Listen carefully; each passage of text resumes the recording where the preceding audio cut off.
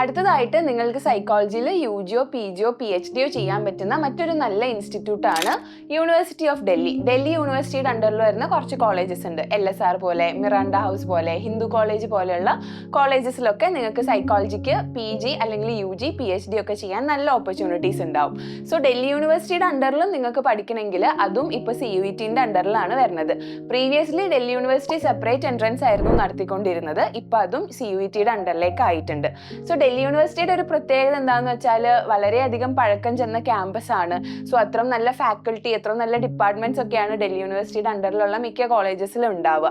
Diverse ആയിട്ടുള്ള population ആണ് അവിടെ ഉണ്ടാവുക. ഇന്ത്യയിലെ തന്നെ പല സംസ്ഥാനങ്ങളിൽ നിന്ന് വന്ന് പഠിക്കുന്ന കുട്ടികൾ ഉണ്ടാവും. സോ ആ ഒരു ഡൈവേഴ്സ് പോപ്പുലേഷൻ ആയിട്ടുള്ള ഇൻട്രാക്ഷൻ ഒക്കെ കൂടുതലും നമുക്ക് ഡൽഹി യൂണിവേഴ്സിറ്റിയുടെ ഒരു പ്രത്യേകതയായിട്ട് പറയാറുണ്ട്. പക്ഷേ ഡൽഹി യൂണിവേഴ്സിറ്റിയിൽ നിന്ന് നമുക്ക് കിട്ടുന്ന പ്രാക്ടിക്കൽ എക്സ്പോഷറിന്റെ കാര്യത്തിൽ കുറച്ച് കൺഫ്യൂസിങ് ആണ്. കാരണം നമ്മൾ ചൂസ് ചെയ്യുന്ന ഇന്റേൺഷിപ്പിനനുസരിച്ചാണ് നമുക്ക് പ്രാക്ടിക്കൽ എക്സ്പോഷർ കിട്ടുക. അത് ഗ്യാരണ്ടീഡ് ആണ് എന്ന് നമുക്ക് പറയാൻ പറ്റില്ല.